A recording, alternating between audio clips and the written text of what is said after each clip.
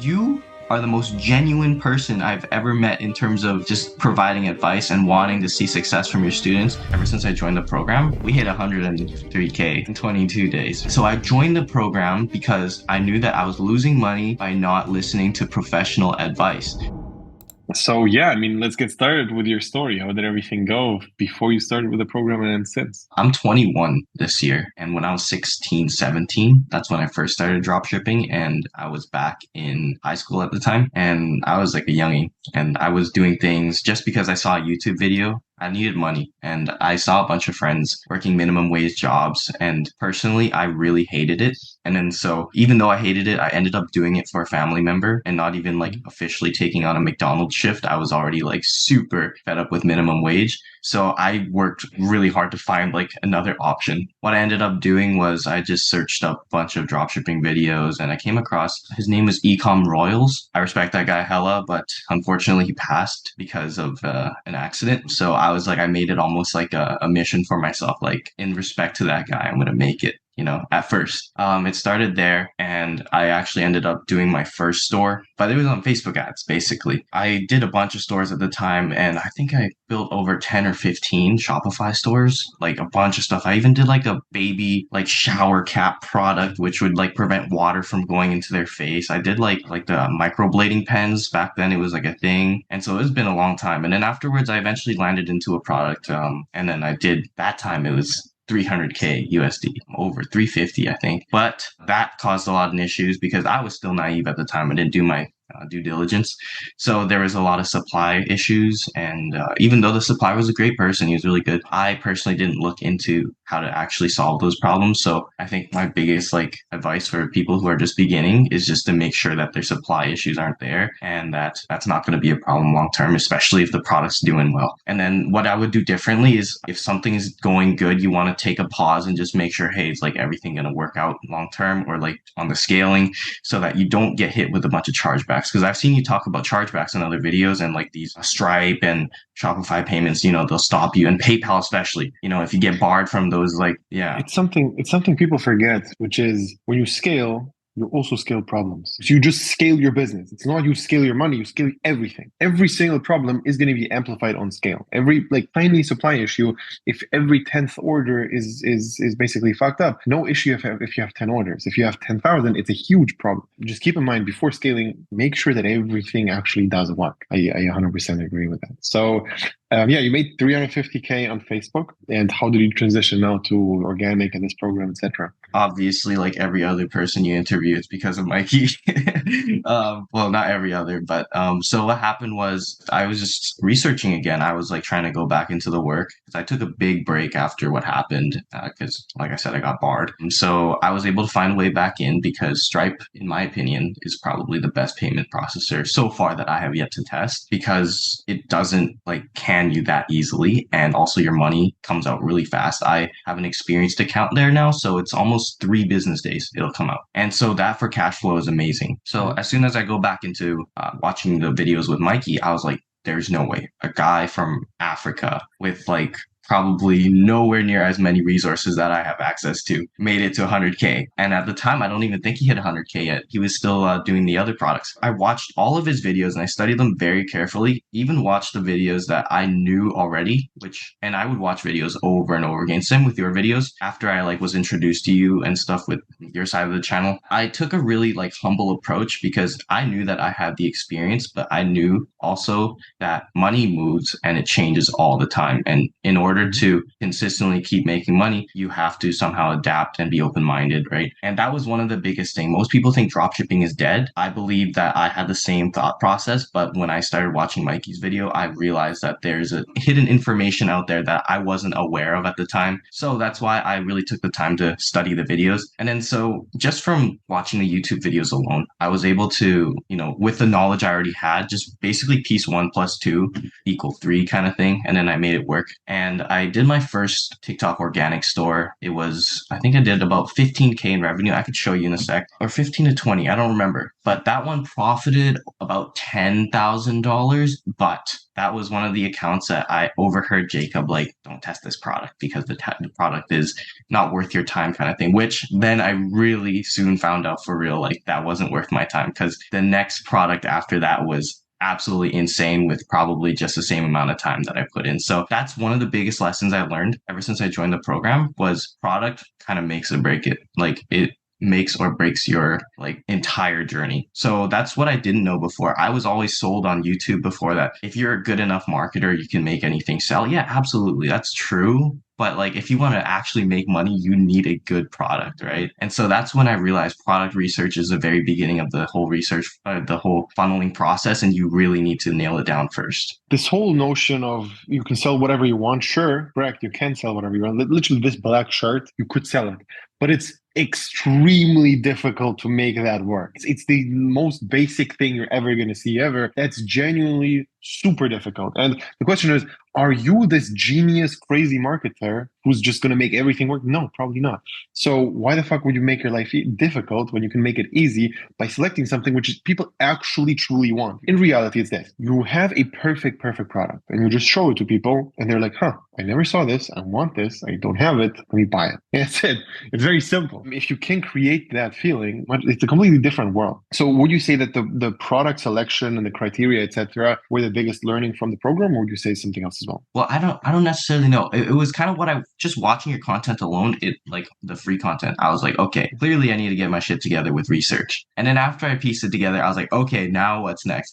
And then so I joined the program because I knew that I was losing money by not listening to professional advice, right? And that's something I hear all the time, which is people say you should get a mentorship if you are making money because, or even if you're not making money, a mentorship will just help you solve your problems so much faster and reduce the amount of mistakes that you make. So how did it go since then? Maybe you can share your screen. We can go through the numbers. I'm not even gonna bother showing the first one because it's nothing Yeah. impressive. It's like 20K. Mhm. And then so this is today. This is for the product I'm currently doing that honestly I don't see a lot of people hopping on. It's 7 a.m. in the morning, right? It's yeah, 8 a.m. in the morning and we're at 1.2K already. So I'll take you through the numbers day by day. So it all started here. It was actually in my opinion, I might have gotten a little bit lucky because like at the beginning, I posted a really dog shit video. It was just the product was so good and nobody was doing it. Like I posted the first day was October 4th, and then up until these couple days, nothing really happened. And then on October 9th, I got my first set of sales. I was like, okay, we're getting a little action. And then boom, that whole week just took off after like a video went viral. I got my like first like I think 1K day that week. And I was like, dude, I haven't felt this rush since like 4 years ago when I was doing my other store. And I was like, the dopamine is insane.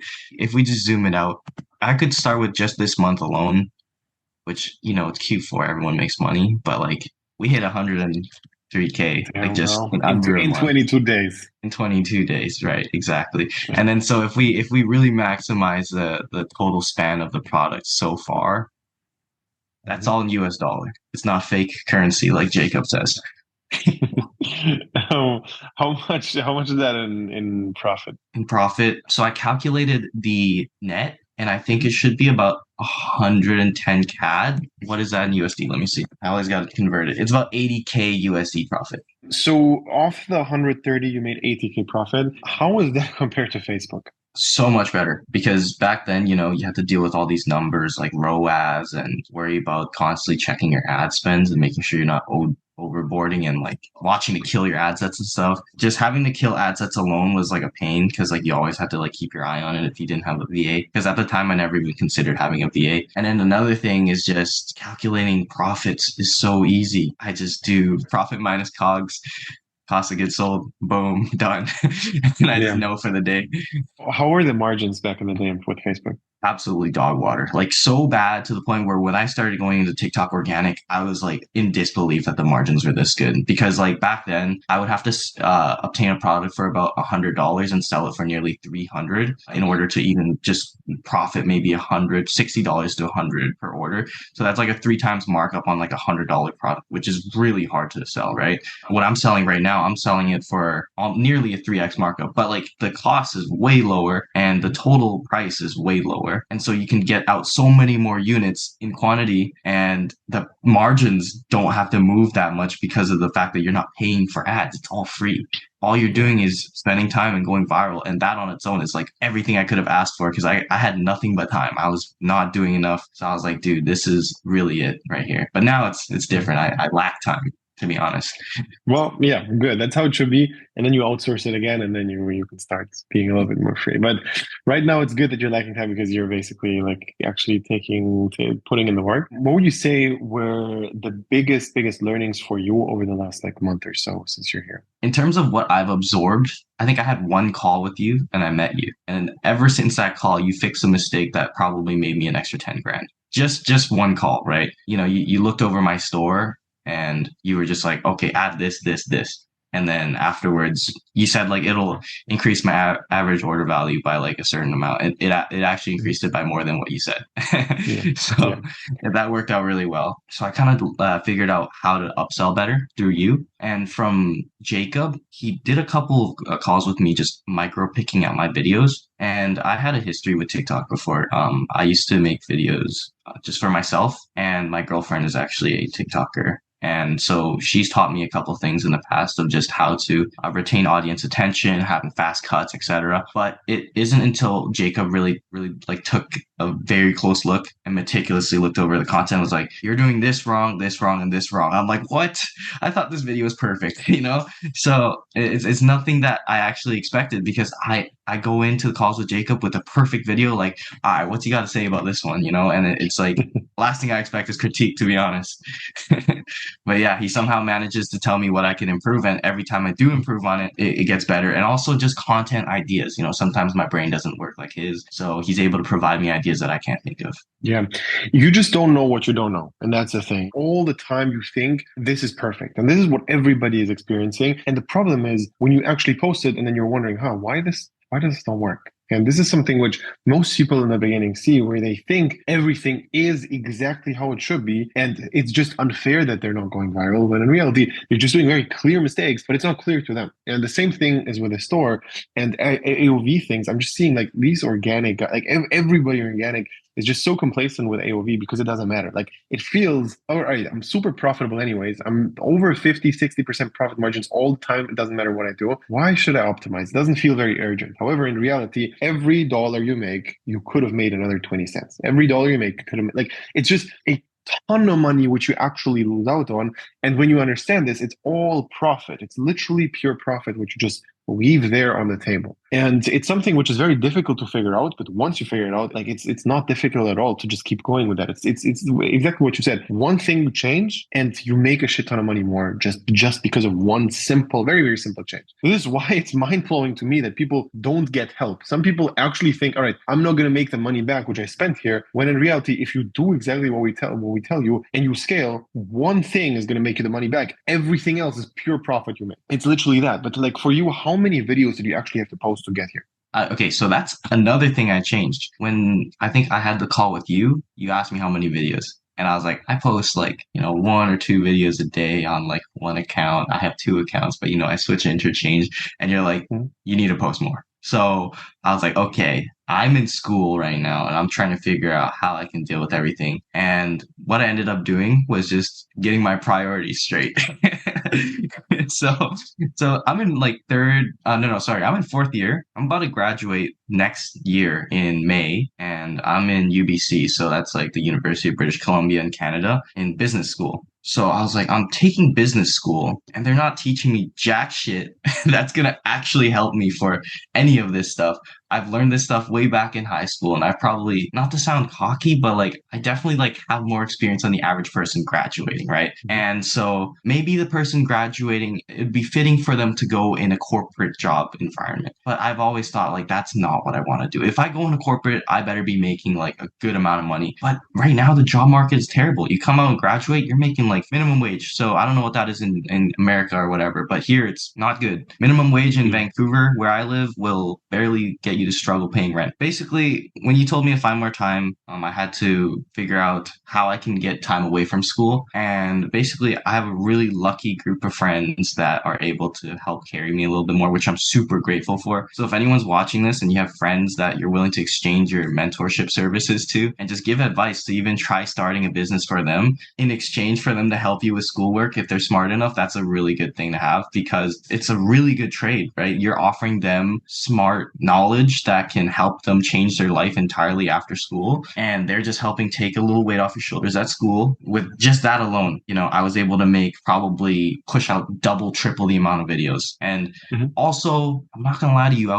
was like definitely spending a lot of time procrastinating. That's like one of the big problems. And just like too much thinking, not enough doing. And so when I started taking action, I think 3 videos each account. And I had 2 accounts at the time and I ended up making 3 to 4 accounts. So I was pushing like 6 to 9 videos every day for a bit. And then I went viral, like insane viral. So I was like, okay, I could direct correlation between the work and output, right? I think the environment you're in sets the standards. And since before this program and this group, you didn't know what's normal. You probably thought, all right, I'm posting 1 or 2 videos every day. That's a lot, right? Like every single day I'm posting it like a couple of videos. And then you come in here, everybody's posting like 5 to 10 minimum, and you're like, wait, like this is not what I'm doing at all. And I need to raise the standards. And this is something which I just saw that in the beginning, you don't understand that this is even doable. I was talking to one of my friends and he's doing like an internship in investment banking firm, something. He was telling me about their working shift, which is like 9 a.m. till 3 a.m. for like 3 years straight, which is the craziest thing ever. I've never worked that much. I've never woke up at 9, started working, and then worked until 3 a.m. Never, ever in my life. However, they're all doing it. Why? Because that's the environment. Like I know I would be in that environment. I would also start working these hours because that's like, of course, you're not leaving at like 1 a.m. What the fuck are you doing? Like everybody's still here. It's just the standards you actually set for yourself, which become the norm. The moment you start raising those, you're going to see, all right, there's actually way more things which are possible. What would you say were the biggest challenges over the last like 2 months? Supply issues again. I thought I learned from my mistake already. The first store I did. See, I'm very lucky that my dad raised me to speak Chinese because a lot of Chinese kids they don't speak Chinese, and then so I was able to speak Chinese with the supplier. And even though I was able to communicate in such like a close relationship, personable way, they were still not able to supply me on time. Like it's always like that. I swear. Like so, even though I was able to get on the phone with them and I said, "Hey, I need this many units by this time. Can you do it?" They're like, "Yeah, we can do it for you." Just well, we can guarantee that if your units don't ship out by 10 days, we can offer you a refund. But obviously they know that you're not going to want a refund because your shit's already shipped out and, or your money's already through with your customer. You're not going to want to refund your customer. You want to figure out the logistics of it, right?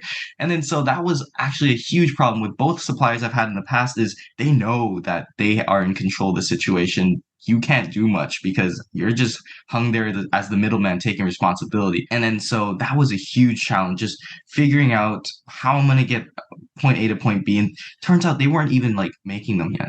They were making them in such small capacity and like probably an office with just a couple people piecing things together. It was disgusting. I was like, are you serious? You literally told me like 10 days. And they're like, yeah, well, we didn't expect you to like do that many orders. And I was like, I told you I was gonna do a lot of orders. And they're like, yeah, sorry. We'll try our best. We're upgrading to a new factory now, and we're gonna be able to push out a lot more. First of all, who like I'm gonna blur this out, but like who are you working with? I'm not working with any of your suppliers actually. I should have, but I wasn't aware that you guys offered suppliers at the time. So I went and Okay, found my own.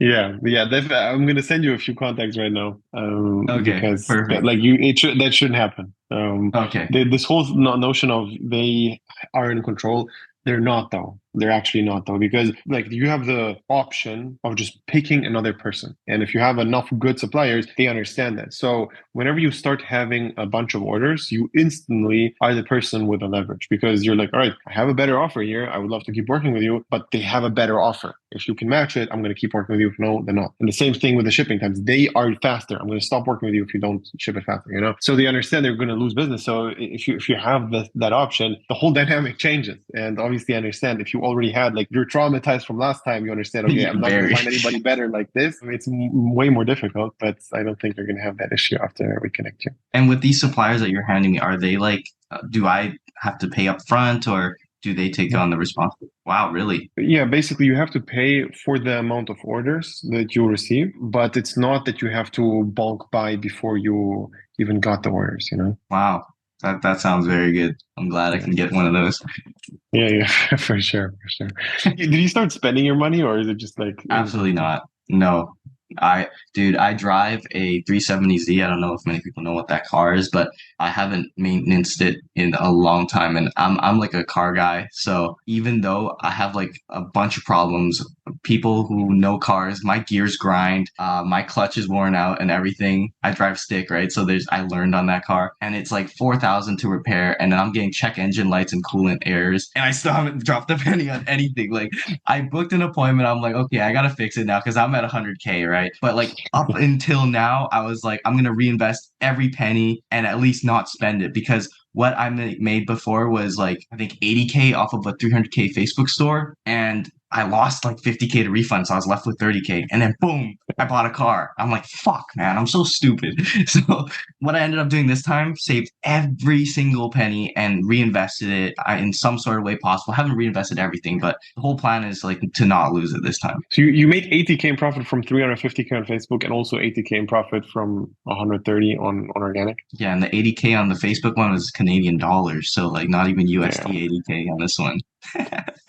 So like 50. Yeah, Yeah, it's a big difference. It's actually like right. it's a huge difference. Hey, do you feel any difference since this not these like actual high numbers started hitting? Because obviously, let's say 50K pure profit this month, that's legit. That's actual money. So, do you feel any different? Do you feel like how does it feel? In a sense, yeah, I feel on top of the world. But in another sense, I feel like 100K isn't enough to change your life entirely, especially if you're not going to Yes. spend it and you're just reinvesting, right? My life hasn't changed much other than the fact that I've removed the financial stress from my life. And I gotta say, not stressing about finances is one of the best things to ever like have. But in exchange, you get a new piece of stress on the table, which is just getting enough work done, managing your time correctly. But if I were to like choose, I would definitely pick this kind of stress because money stress just sucks, dude. And like, Mhm. so being able to stress over something better is just, I would do anything for this, right?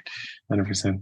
Did you tell your family and friends and all of those? Like, how are they reacting? I initially told my dad, I think, and then I told my mom. My mom's always had faith, but she's always been like, all right, I want to see consistency because Yes. you've done it before and then you got like torn down because of like a lot. I had to give my parents a full line of credit for me last time I like, Wow. wasn't able to fulfill orders. So, but luckily nothing went wrong, but that was really stupid. And so this time they were really skeptical. I don't even blame them. But I was like, I promise I'm gonna work hard. I'm gonna make it work. And I live in a comfortable family. We don't struggle with money or anything. I'm just personally I don't get spoiled by my parents. They don't give me a single penny.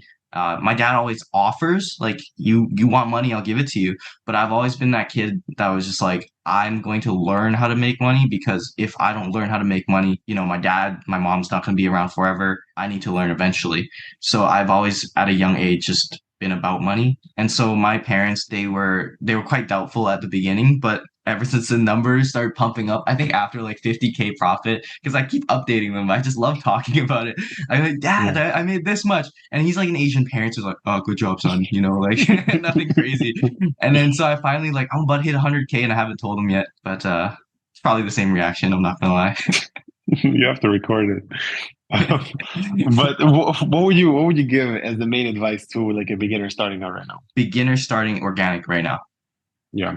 Focus on doing the right product research. I think if you mess up at the beginning, you're not going to find success ever. Especially as a beginner, you don't have the skills to market a more difficult product. You need to get a good product. Probably after that is get advice, man. Like, like advice helps. Seriously, like I have a lot of moments where people were skeptical, and there's nothing wrong with that. My friends were skeptical about just me paying for a course. Like this whole like thing about like e-com and dropshipping just seems like a scheme, like a scam. You are the most genuine person I've ever met in terms of just providing advice and wanting to see success from your students. And I might sound fake just saying this on the fucking video, but like I've seen a lot of drop shippers, I've seen a bunch of videos, and most people are in it for the cash grab, but you've set up a system that actually benefits your students in a way. This whole program itself genuinely changes lives. And I understand how much impact making it work once means. Because even if right now everything crashes, you don't make money for a year, let's say, like worst case. In your head, you're not going to be able to go back to a job. You're going to be like, there's something out there which is possible. I don't know how I did it once, but it's doable. After you made money one single time online, it's almost impossible to get out of it because it's just so different.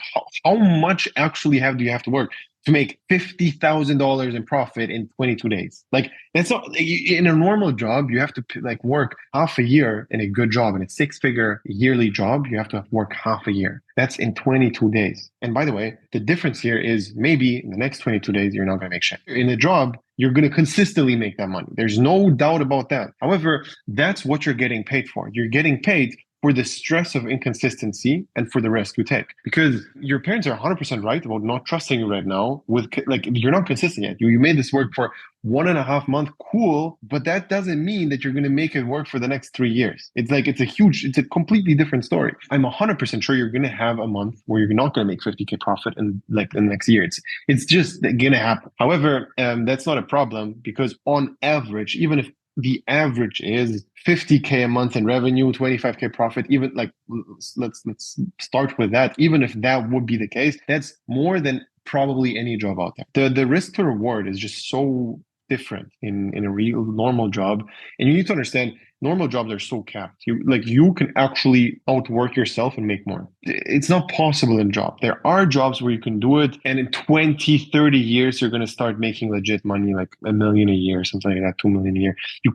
There are like investment banking jobs or things like that where you just like grind for 20 years and then you're there. But this is not what Yeah. normal Hell people no. want. Like, yeah, Hell it's no. like I asked this question like a couple of friends, even before business and everything. I genuinely, like, I just asked, would you go to prison for 20 years for $100 million?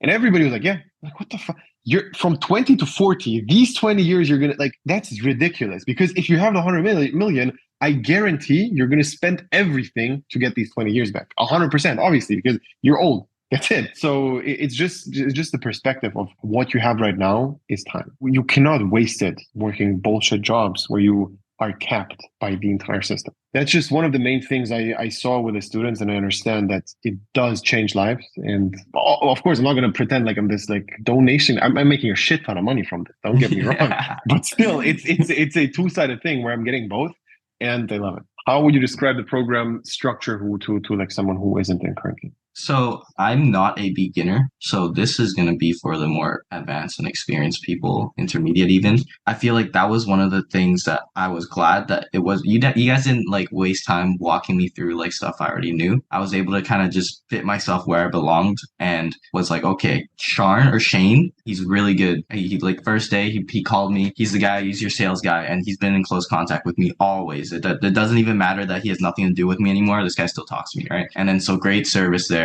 And he's always providing me advice himself. And even though like, just because he's also a student of your course and doing sales for you, he provides valuable advice still, right? So just being in close contact with people in this circle alone is very beneficial. And then so he pointed me in the right direction, that told me the main players that I should be reaching out to at my level. And then so for me, it was just Pepe and Jacob and you. It's like everyone else will be able to offer advice, but the most like optimal use of my calls would be you guys, right? I've attended a couple group sessions and stuff, and I really liked how you guys had the just basically you join the call, everyone drops their questions and gets answered. Have a little talk with Jacob or Pepe or whoever's hosting the call, right? That was really good. And then also just having, I'd say the one-on-one calls, those are very, very valuable, right? The amount of information that you can squeeze into 10, 15 minutes, I never expected like could make so much money. So yeah, for everybody who isn't in and is watching this and you're thinking about it, click the link below, sign up for a call. We're going to find out if it's a good fit. If yes, we're going to start. If no, then not. And yeah, I mean, excited to make an update interview maybe in like 3, 4 months and see how things go for you. But I'm yeah, at half a have a good mil. one.